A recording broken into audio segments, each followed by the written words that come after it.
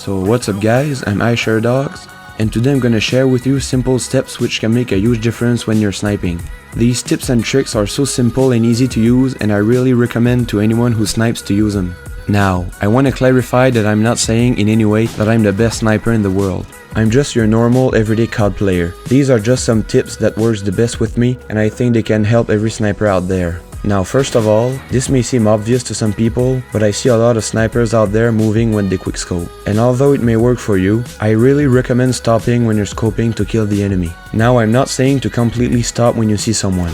Only stop yourself when you're starting to scope for the enemy. The second tip I have for you guys is to try to always be moving. This may be a little bit confusing due to the first tip, but as long as you're not scoping for someone, try to always be moving so you're harder to kill. Also try to hide or crouch or take cover whenever you reload. This can also seem obvious, but not everyone does it. The next tip is to get used to a higher sensitivity. Now this can be a bit controversial. In my opinion, it is better to get used to a higher sensitivity so you have an advantage in 90% of the situations. After all, sniping is all about advantages. Now this is important. Only go up by one sensitivity at a time. I usually play at 14 sensitivity. Whenever I want to go higher than what I'm on, for example I want to get used to 16, I would play at 15 for 2 weeks until I get really comfortable and then put 16 and so on. The next tip I have for you is map knowledge. Now, this plays a huge role in your game style. If you know the maps and the spawns, you're gonna have a big advantage over your enemies. Of course, the more you play,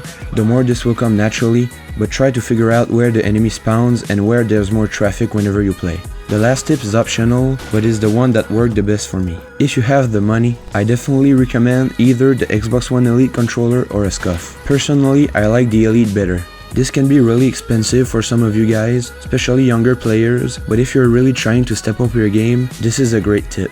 This is pretty much all I got for you guys today. I hope this video helped you out. Remember that practice makes perfect. Also, I wanted to thank you all for 430 subscribers. To see the channel doing this great is really encouraging. You guys are the best. So that's been it guys, see you next time.